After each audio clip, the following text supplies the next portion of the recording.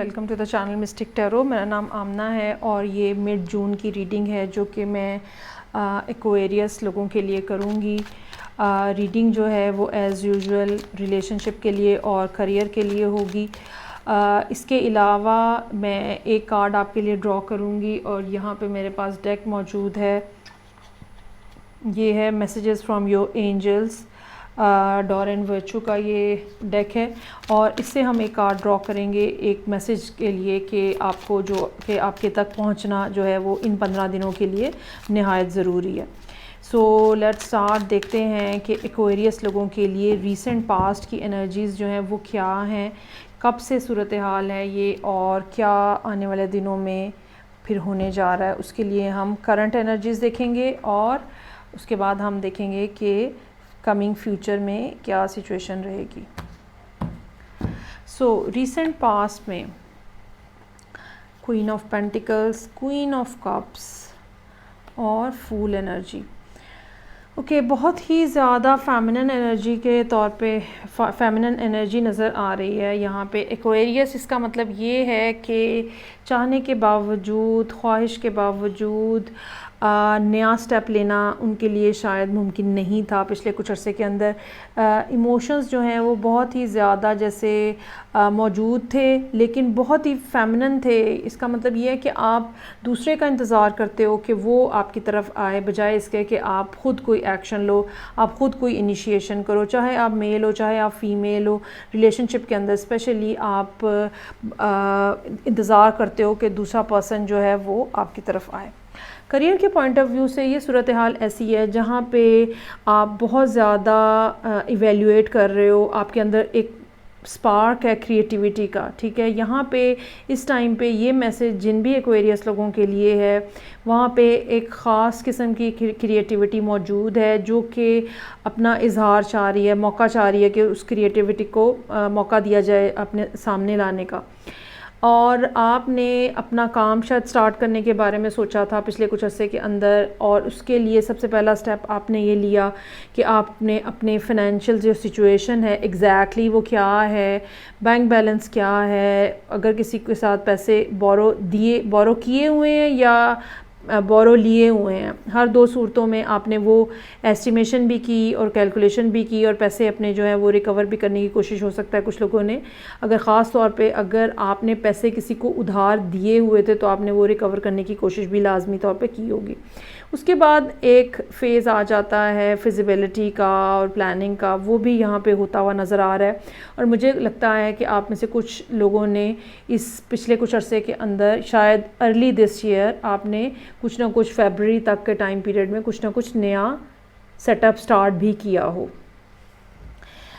लेकिन अगर ये रिलेशनशिप के लिए आप रीडिंग देख रहे हैं तो बिल्कुल मुमकिन है कि ये रीडिंग जो कि ये सूरत हाल जो है वो आप चाह रहे हों कि नया स्टेप लें इस पर्सन की तरफ, लेकिन आप अपने इमोशंस को, फीलिंग्स को रोक के बैठे हुए थे।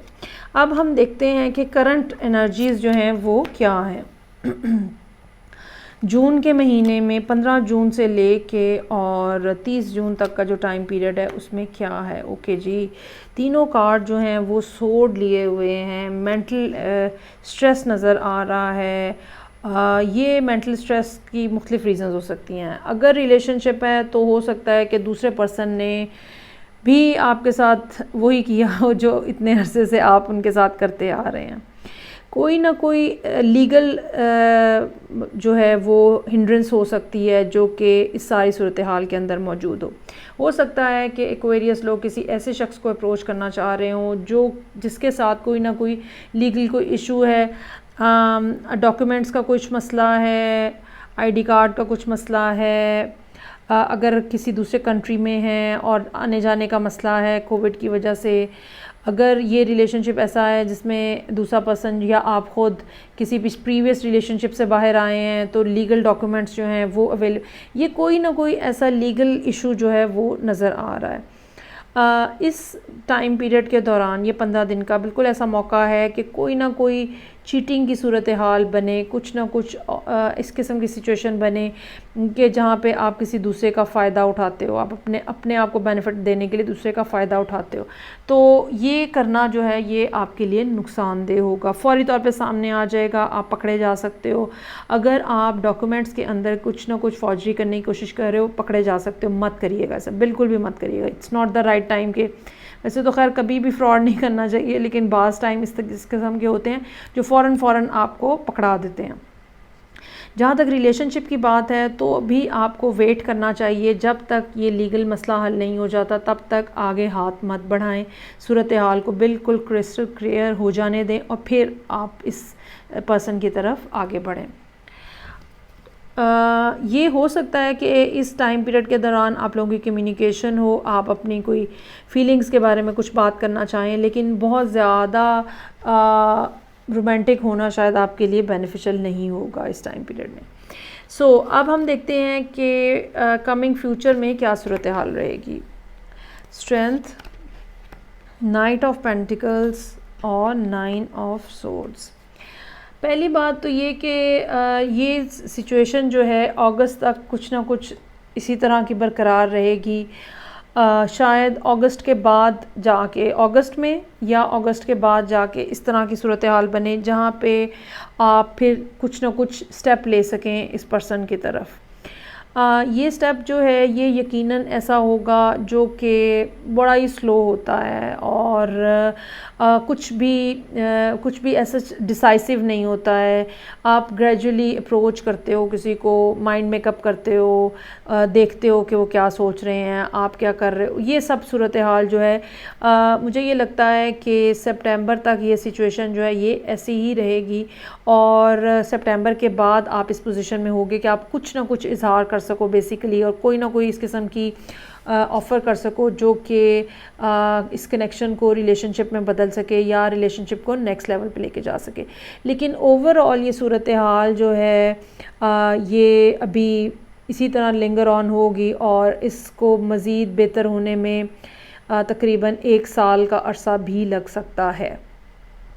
सो slow and steady wins the race. Relationship के लिए अगर आप ये रीडिंग देख रहे हैं तो जल्दी मत करिएगा, सूरत हाल को आहिस्ता आहिस्ता क्लियर होने दें। अब अगर हम करियर और बिज़नेस की तरफ आ जाएं तो जैसे कि मैंने कहा कि यहाँ पे कुछ ना कुछ प्लानिंग हुई है और स्टार्ट आपने लिया है, लेकिन कोई ना कोई प्रॉब्लम ऐसा दरमियान में आया है, बल्कि इन 15 दिनों में आ सकता है जहाँ पे कोई आपके साथ कोई फ्रॉड कर रहा है, कोई चीटिंग हो रही हो सकती है, धोखाधड़ी कुछ इस किस्म की हो सकती है, लेकिन वो बहुत जल्दी सामने आ जाएगी। सेम अगर आप कुछ करने की इस किस्म की कोशिश कर रहे हैं तो आप लीगल उसमें आ जाएंगे, ग्रिप में। ठीक है, तो मत करें इस तरह से, इस तरह का काम मत करें, ये आपको बहुत जल्दी प्रॉब्लम में ले आएगा। आगे आने वाले दिनों में जैसे कि मैंने रिलेशनशिप के लिए बताया, काफ़ी ज़्यादा काम करना पड़ सकता है अगस्त तक, और फिर सितंबर के बाद कुछ ना कुछ उसमें रिज़ल्ट्स जो हैं वो आते हुए यहाँ पे नज़र आ रहे हैं। और लेकिन ये कि आपके अंदर जो है ना एंग्जाइटी बहुत ज़्यादा है, इम्पेशेंट भी हो रहे हैं आप थोड़ा सा, तो उसको भी आपको कवर करने की ज़रूरत होगी। अब हम देखते हैं कि एक्वेरियस लोगों के लिए एंजल्स की तरफ से क्या मैसेज है। एक सिंगल कार्ड मैं ड्रॉ करूंगी और वो इस सारी सूरत हाल को कवर करने के लिए होगा। ओके जी, so messages from the angel, sorry there is only one message from the angels, so what is that?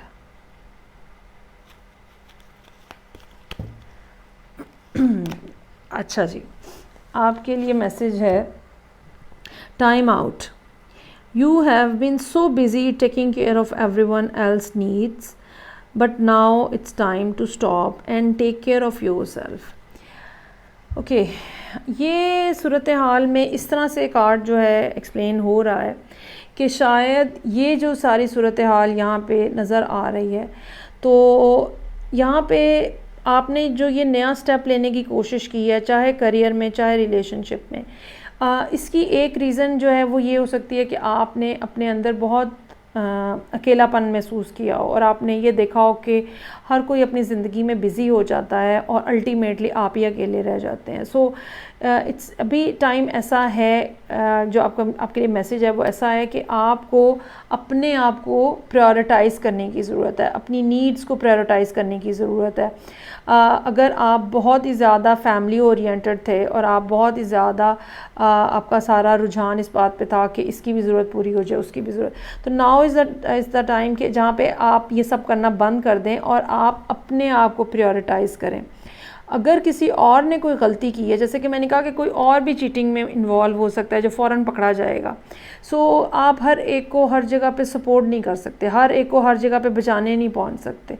अगर किसी ने कोई गलती की है तो उनको बहरहाल वो फेस करनी पड़ेगी। आप हर जगह पे नहीं किसी के लिए भी पहुंच सकते, तो हर जगह पे अपने आप को मौजूद करने की बजाय अपने आप को प्रायोरिटाइज़ करें। ये भी बाज़ दफ़ा वक्त की ज़रूरत होती है। और मेरा ख़्याल है कि अगर यहाँ पे कोई आपका ऐसा करीबी पर्सन है जो किसी ना किसी इल्लीगल सिलसिले में इन्वॉल्व है, तो आपको यकीनन कोशिश करनी चाहिए कि वो अपना मसले को ख़ुद ही हल करें, रादर देन कि आप उसमें जंप इन कर लें। सो ये थी सारी सिचुएशन जो कि एक्वेरियस लोगों के लिए थी। मिड जून का टाइम पीरियड है जो कि मैंने डिस्कस किया है। आई होप कि आपको रीडिंग अच्छी लगी होगी। फ़ीडबैक का मुझे इंतज़ार रहेगा। मैं आपसे नेक्स्ट रीडिंग के साथ फिर मिलूँगी। तब तक के लिए खुदा हाफिज़।